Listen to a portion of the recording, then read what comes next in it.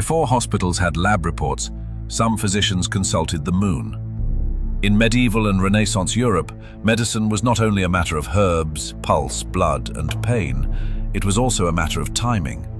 A doctor might ask where the illness began, but he might also ask a stranger question: where was the moon? At the center of this forgotten medical world stood one of the strangest images in the history of healing: the Zodiac Man.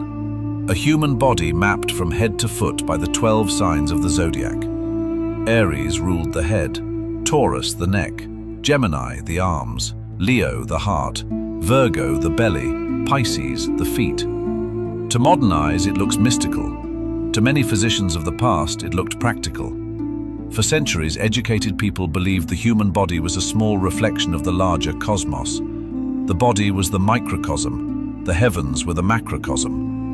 What happened above might echo below. This did not mean every physician thought the stars controlled everything, but many believed celestial influences could affect the body, its fluids, its timing, and its vulnerability. Step inside a medieval physician's chamber. Shelves of jars, bundles of dried herbs, a urine flask catching candlelight. A patient waits beside a wooden table covered in parchment, charts, and metal instruments. The physician observes the body, but he also studies the sky. The diagnosis is not only physical, it is temporal. The question is not only what treatment should be given, it is when. The moon mattered deeply. Many believed the moon influenced the fluids of the body, just as it influenced the tides.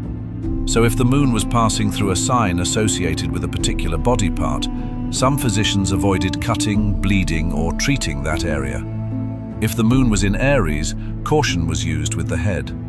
If it was in Taurus, the neck and throat demanded care. The heavens became a calendar of risk. Bloodletting calendars made this visible. They told physicians and barber-surgeons when treatment might be favorable and when it might be dangerous. The letting of blood, the giving of medicine, even certain surgical decisions could be timed according to astrological rules. This was not fringe practice. For centuries, astrology and medicine were often studied together. The Zodiac Man became a memory device, a teaching image, a guide for the hand that held the blade. It reminded the healer that the body was not isolated.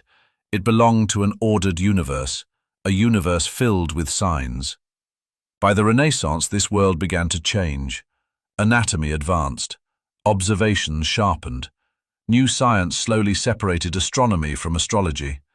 The physician's gaze moved from the stars to the body itself.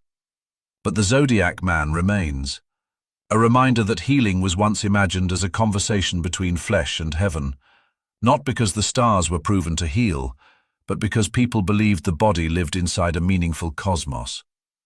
For centuries, medicine did not end at the skin. It reached all the way to the stars. I am Raziel Magus, and you're listening to History of Astrology.